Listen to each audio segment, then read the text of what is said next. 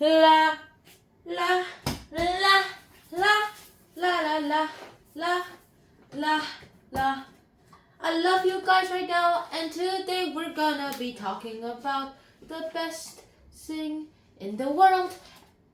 Drum roll, please. 3, 2, 1. Down. Essential SAT vocabulary. This is the best thing in the world, especially if you want to go into college. Now, our first word is an adjective called sedulous. Now, it basically means to be like carefully maintained, to be like determining, saying it's this and this. So should I make this heartbreaker or rest? Yeah, like that. And then so the adjective would be undiligent, because you can't be diligent if you're determining.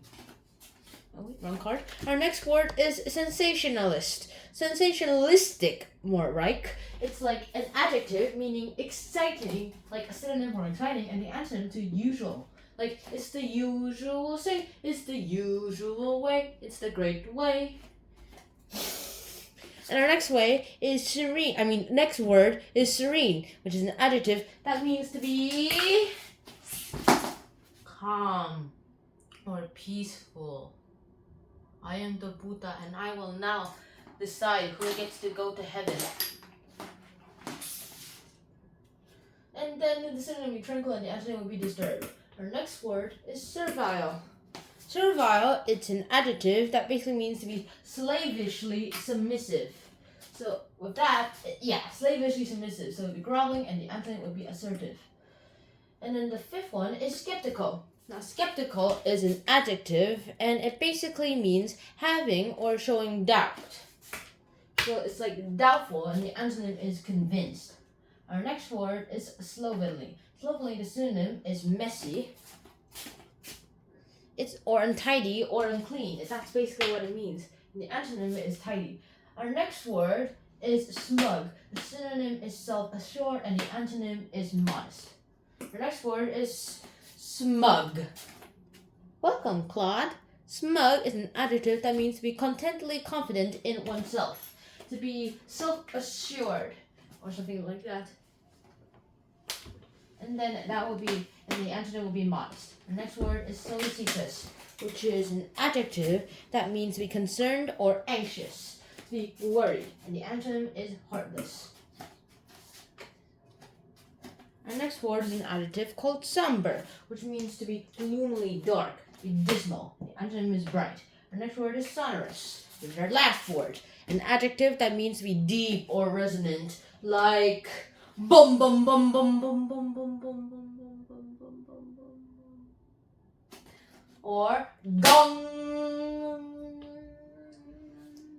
So it basically means to be resounding, as you may have already noticed. Yes, you have. Yes, you have. And the antonym is to be gentle, like this.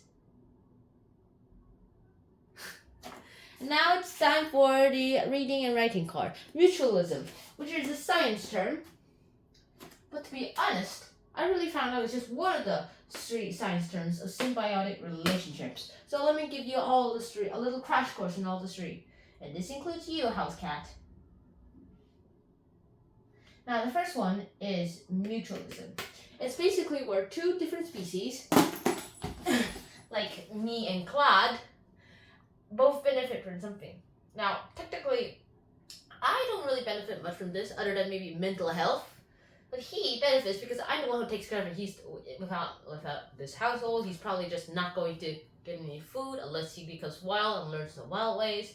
And so yeah, he's getting the easy life. Aren't you, Claude? Aren't you, Claude? And so and another mutualistic relationship would be like the sea anemone and the clownfish, where basically it's this. You have a clownfish that is immune to the stinging sea anemone. It's a really bad sea anemone drawing. And so the clownfish actually gives out its nutrients to the sea anemone to eat, and then the sea anemone gives protection to the clownfish. Now our next one is commensalism. Now commensalism is where one organism benefits benefits, and the other organism is like, nothing happens. And of course, an example of that would be the oxpecker. The oxpecker, that's female, and the ox just gets to, technically this is also mutualistic. This is also kind of mutualistic, so let me give you another example. So it's like, this is just another way to do this. Like, let me give you an example of a clam and a whale, or dolphin, or whatever. The clams can get on anything, also ships, usually it damages them. However, when it goes on dolphins and stuff, it doesn't really do much. All it does is stay there, and it gets free travel, which is a nice thing. And then the last one, parasitism, is where one organism benefits and the other dies, or more or less gets harmed. So of course, let me give you an example of a human and a virus. This is technically not that true, because viruses are still debated on whether it's living or non-living, but I'm just gonna assume it's living, because if it isn't living, then why would it have DNA, and why would it need to reproduce? So here we are, it's a virus, and it just attacked it, and this is a new guy in town, COVID-19. Also, it's not that new. It's been like 4 years since it appeared, so that's a parasitic relationship. And if I didn't give this guy those medicines that we had to treat for him when he was like 5 months old and came to this family first, then he would have had a parasitic relationship with ticks. And that is pretty much what it sums up, the symbiotic relationships. Oh yeah, this can also be a parasitic relationship too, because sometimes when there are no ticks on the ox, or the oxpecker needs food, it takes a piece of flesh from the ox. It's like, wait, there's no ticks. Yeah! Like that. Sorry if that offended you. Now it's time for quiz time. La la la la la! I'm sorry, God, I'm sorry.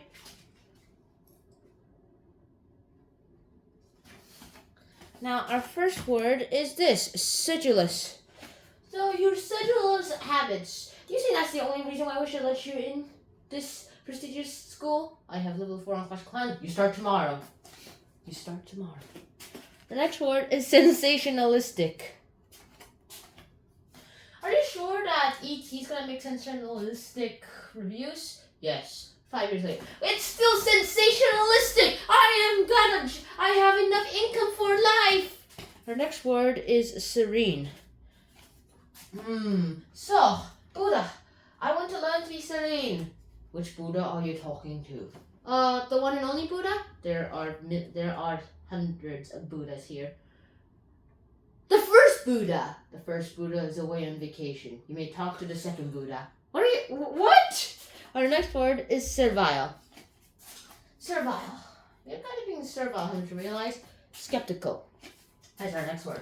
I'm pretty skeptical that you'll get a job at McDonald's. McDonald's has thousands of applications around the year, and lots of people fail the application. You will never get in. Beluga. I have level 5 on Clash of Clans. You start tomorrow. The next word is slovenly.